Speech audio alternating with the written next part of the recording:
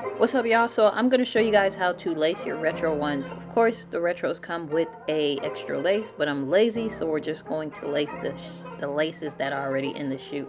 First things first, you want to make sure that the laces are flat and straightened, but also even.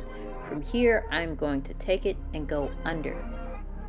And we're going to do a loose lace, so we want to make sure that the laces aren't too tight, but like I said, let's make sure that it's flat so it doesn't give a crisscross effect as you're lacing the shoes. I'm not gonna lie to y'all, this takes time and patience, which is why I don't lace up a lot of my ones. I just keep them in the box. But for this, it's the same thing you're gonna go under and just lace and make sure that it's loose. Like I said, this is pretty tedious, but for me, I'm a perfectionist, and as I'm lacing, I'm making sure that they're even as I'm doing it.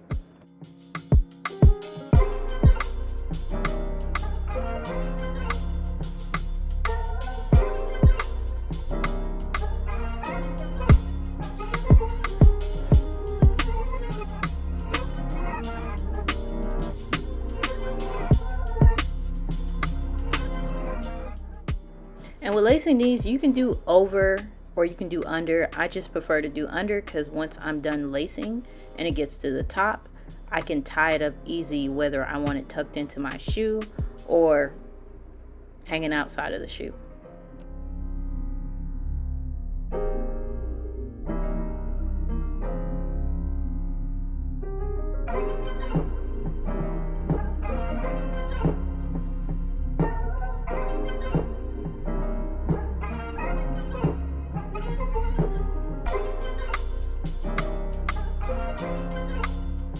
Like I said, guys, flat is the best way to do it, so therefore the laces don't look bulky, but also they don't cross over each other.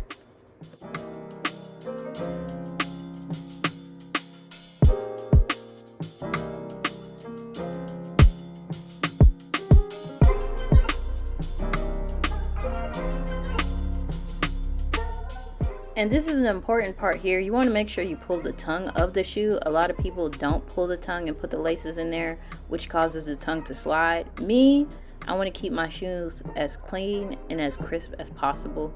This is, yes, a little tricky part, but make sure the laces are flat and that they evenly go through that tongue.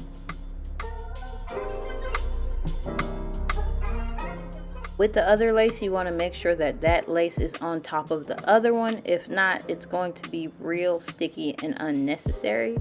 But you'll see that with me trying to do this, one has to be on top, the other is at the bottom. But this makes it so smooth and so clean.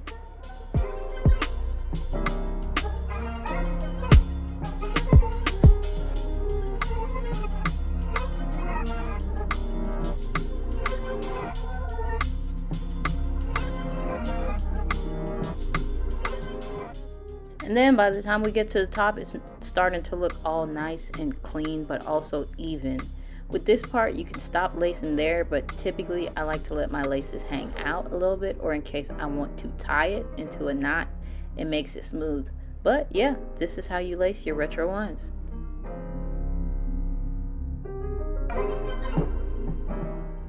So boom, if you look at the other shoe, you'll realize that the laces are hanging out versus this one is hanging in.